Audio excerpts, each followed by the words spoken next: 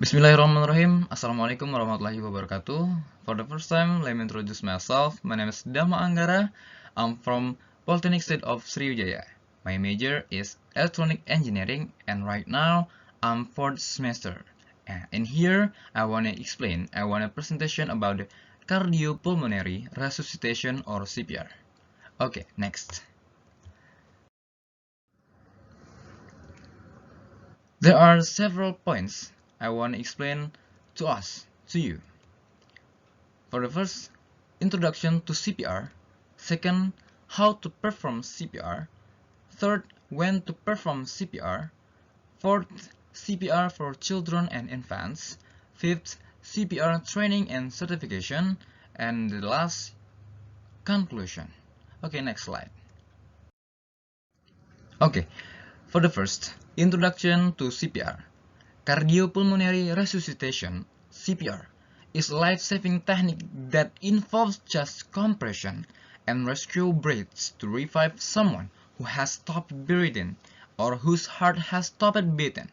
The American Heart Association recommends that everyone should learn CPR as it can double or triple the chance of survival in case of cardiac arrest.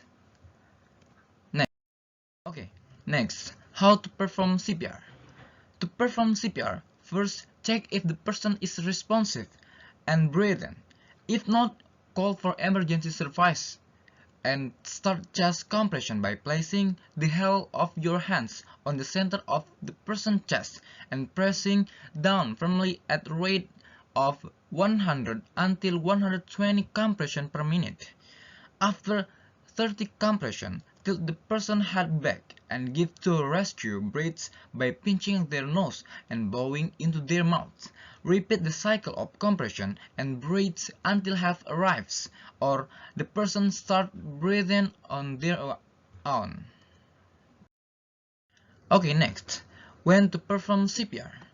CPR should be performed immediately on someone who is unresponsive and not breathing, or whose heart has stopped beating. This can be happened due to various reasons such as drowning, choking, heart attack, or electric shock. It's important to note that CPR is not a substitute for professional medical care, but rather a way to keep the person alive until help arrives. Next slide. CPR for children and infants. CPR for children and infants follows the same basic steps as adult CPR, but with some modification. For children, use one hand for chest compression and give rescue breaths gently. For infants, use 2 fingers for compressions and cover both the nose and mouth for rescue breaths. It's important to remember that children and infants have smaller and more fragile bodies, so extra care should be taken while performing CPR on them. Next, CPR training and certification. To learn CPR, you can take a course from certified organizations such as the American Red Cross or the American Heart Association.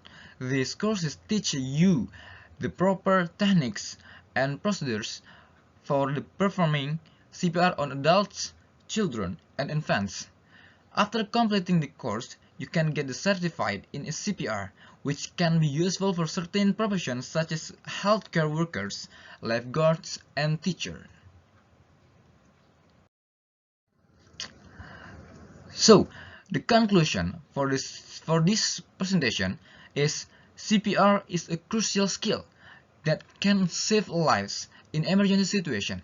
By learning and practicing CPR, you can become a hero and make a difference in someone's lives. Remember, time is of the essence in CPR, so don't hesitate to act and help for help. You never know when you might need to use this life-saving technique. Maybe that's all. Thank you very much. Thank you for your attention. Wassalamualaikum warahmatullahi wabarakatuh.